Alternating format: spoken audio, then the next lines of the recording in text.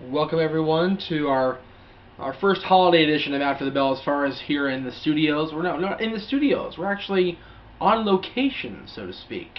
We're in front of the Christmas tree here in Casa D18. So we're about 30 yards away from the studios. So we're in the green room. We're in the green room. There, we are in the green room. We're taking you behind the scenes into various locations in the studio for the holidays. And that's all you're going to get. That's all we're going to get. That's right, because this place is nuts. Anyway, thank you all for watching so far, all the 31 days of interviews. JJ's been working diligently to get those up and to book those interviews, and he has been a workhorse. I will give him massive amounts of credit for this, and hope you enjoyed the interview so far. If you haven't, then put the dislikes on, and we'll make sure to ignore you at a future time. Anyway, this is for mailbag time. Here we go. Mr. Ryder or Ryan, one of my favorite question senders, I guess you can say. Do you think Mason Ryan uses steroids?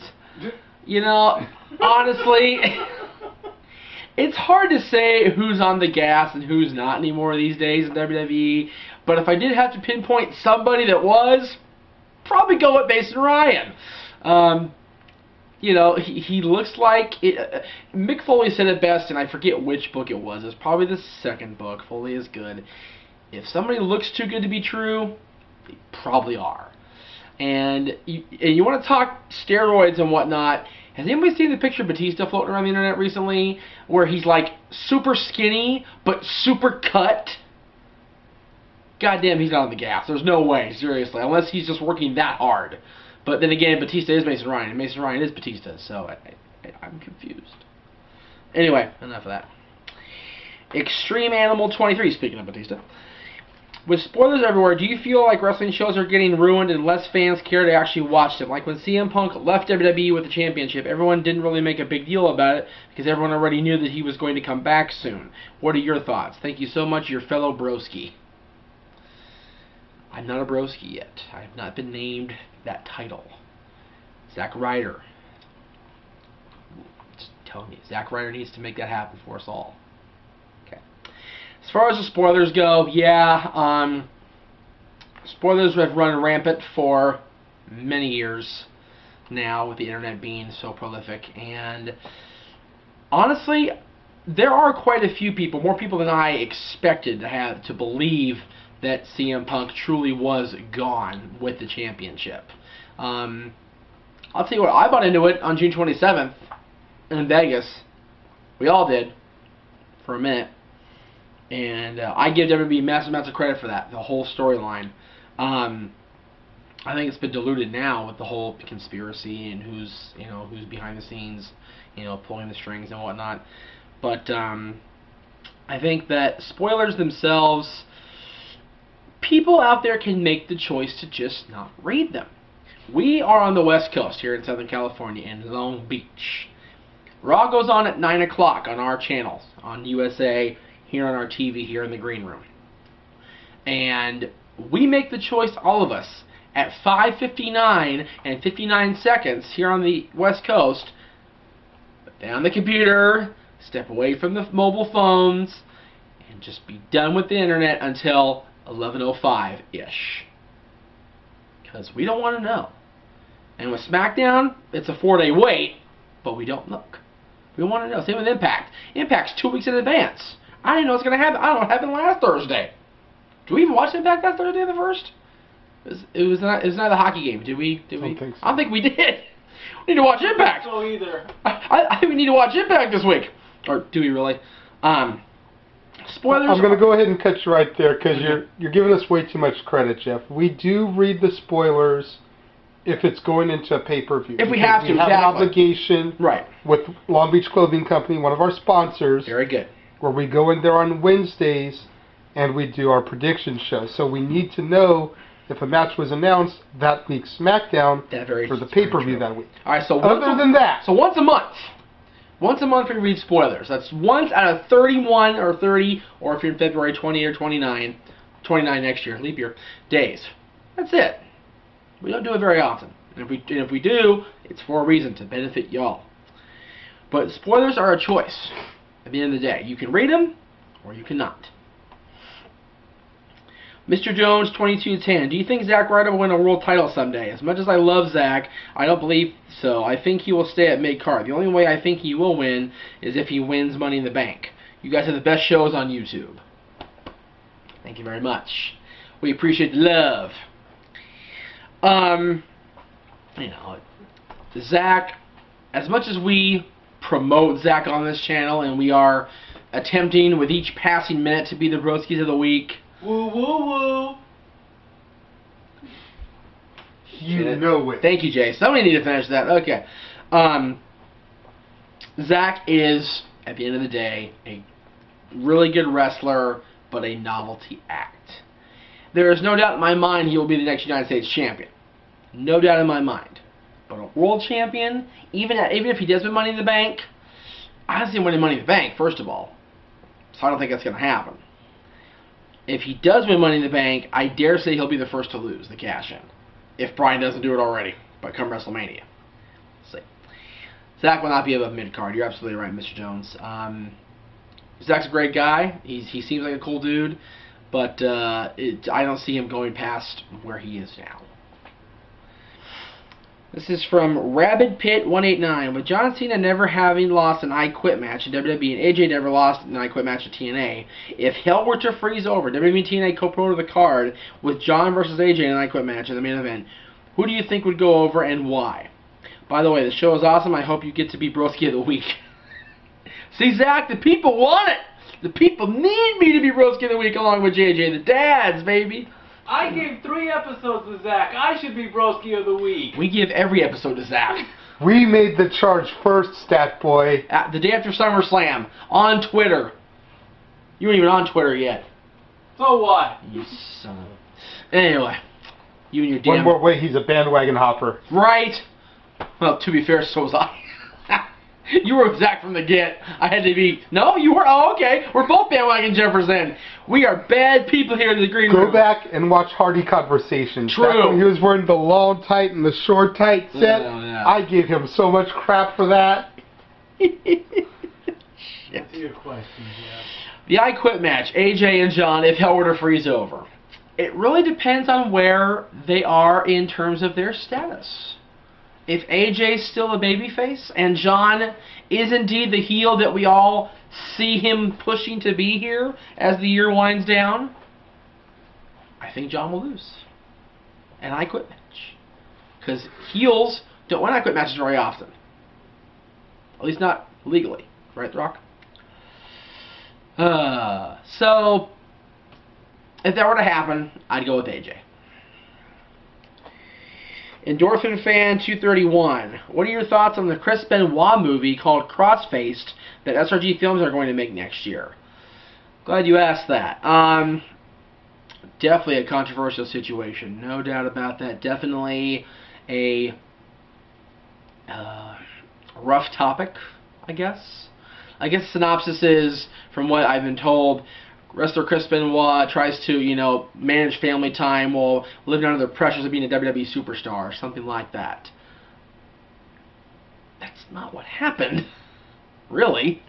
I mean, yeah, Benoit had pressure of WWE superstardom, but what happened to him the last 3 days of his life was a result of being a wrestler, but not slowing back his style. And not adapting to the fact that he broke his freaking neck.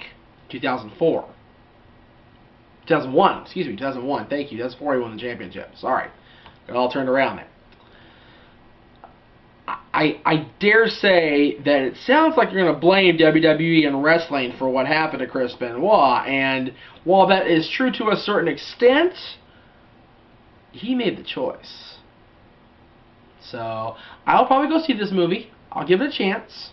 Like I gave Beyond the Mad a chance, thought it was going to suck donkey balls and end up being awesome. Like I thought the wrestler was going to suck, and it was awesome. I'm curious to see who they're going to cast in the role of Chris Benoit. Who Hollywood thinks is Chris Benoit. Who would want to play that role? Michael? Who would want to step into those shoes? That's a scary thing to consider. O.J. Simpson. Not wide enough. Not wide enough. Anyway, still in jail. I think. I don't know. Yes, he is. He is. Well, you know, so Lindsay Lohan was in jail for about 20 minutes the other day, too, so, you know, it was like our 35th time, so they could be out soon. He could be out soon. This one I like. I like this question coming up from Mr. Shaky100. Why do you hate on The Rock so much for leaving? You achieve all there is to achieve in wrestling. You're reaching an age where you can't do as much physically as well as the abuse your body has taken. You're always away from home. You have a chance to make a new career for yourself where you work less, spend more time with the family, make more money, become a bigger name worldwide, and it's a job you can still be doing when your body ages, unlike wrestling. In his position, wouldn't you do the same? In my opinion, The Rock left wrestling with his legacy still in place, something the likes of Ric Flair and Hulk Hogan have lost by going on too long. P.S. Big fan of the show. Did you even breathe during that question? I did not. I wanted to get all that out in one breath. Alright. I hated The Rock because, unlike Hulk Hogan, unlike Steve Austin at first, unlike other guys that have made the transition, The Rock said he was going to do this and come back periodically. He didn't come back for an extended period of time. And then he came back this year and he cut that big promo, "I'll never leave again, blah, blah, blah, blah." And he's been making G.I. Joe all year. And then he comes in and gets the big payday at Survivor Series and knocks out people out of the main event slot and gets R-Truth a freebie pass. Because he was in the main event and he got busted. But R-Truth got to stay and keep his position for another couple weeks, even though Evan Bourne had to sit on the sidelines. I don't like The Rock because he is a hypocrite. He said one thing and did another. It's as simple as that. He's done it more than once. Austin and Hogan both made no bones about the fact that they were going to Hollywood and they were going to stay away. Hogan came back because Vince talked him into it. Hogan came back because Bischoff talked him into it. Austin has come back on his own terms once in a great blue moon to give somebody a stunner and then walk away again for another few months. The Rock has lied twice. Fool me once, shame on you. Fool me twice, shame on me type situation, or however that phrase goes. I don't buy it. I don't like it. This is from George Kushney. George Kushney. Yeah, seriously, right? Will 2012 finally be the year we see more new blood in the main event instead of Super Cena, Super Viper, Ziggler, Danielson? I don't use the same name either. Alright, I like you. Rhodes, Barrett, and Ryder should all be given their shot to run with the ball. Crazy old Vince gets too panicky when a new guy gets the title and he sees new ratings. He doesn't get the ratings are low because people don't give two shits about Cena, no selling a beatdown, when Punk Ziggler on Raw was arguably one of the best matches on TV this year. Thank you. Ziggler versus fill in the blank here has been the best matches on Raw this year. Punk should be the superstar of the year. All y'all vote at WWE.com. Let's see if I can do this. CM Punk, baby. He's been the guy this year. He has carried this company even when he wasn't with the company. He was the champion, but he wasn't with the company. CM Punk's your guy. Vote for him. I hope so. I hope this coming year we'll see the Cena heel turn we've all been dying for, waiting on with bated breath. And I hope that Ziggler, Bryan, Rhodes, Barrett, Ryder, Morrison, if he hadn't got fired or released or walked away from his contract because his contract expired, TNA soon, those guys should get the shot. Ziggler. You know, Ziggler has been U.S. champion for about 585 months, and he should definitely be in the main event. You know, he should be giving Zack Ryder his shot also. These guys you see on Raw and SmackDown carrying the load while John and Randy make their 5 moves of doom in a 10-minute match, you know, it's ridiculous. They should step back. Just like Hogan stepped back, just like Austin stepped back. Hogan stepped back toward the end. When he came back in '93, he was definitely a secondary role, even though he was the world champion. He was barely on TV. He never wrestled on TV. And he stepped back. You know, when Brett was carrying the load in '94, '95, and then he left, Shawn was carrying the load, you didn't see a whole lot of guys, you saw more guys being made in that era, in the mid-'90s. That's why the WWE took the lead back in the Monday Night Wars. WCW did the complete opposite. They left Hogan, Nash, etc., at the top of the card, didn't let guys like Kidman, the Revolution, that became the Radicals, the Filthy Animals, those guys, the Misfits in Action, the Natural Born Thrillers, all those guys get a chance. So I definitely agree with the fact that there should be some new blood, and I hope it happens soon. Another quick one from George Kushney. Are the buy rates in pay-per-views so low now that it wouldn't hurt to do a pay-per-view in Europe, Asia, South America? I would love to see another pay-per-view outside North America.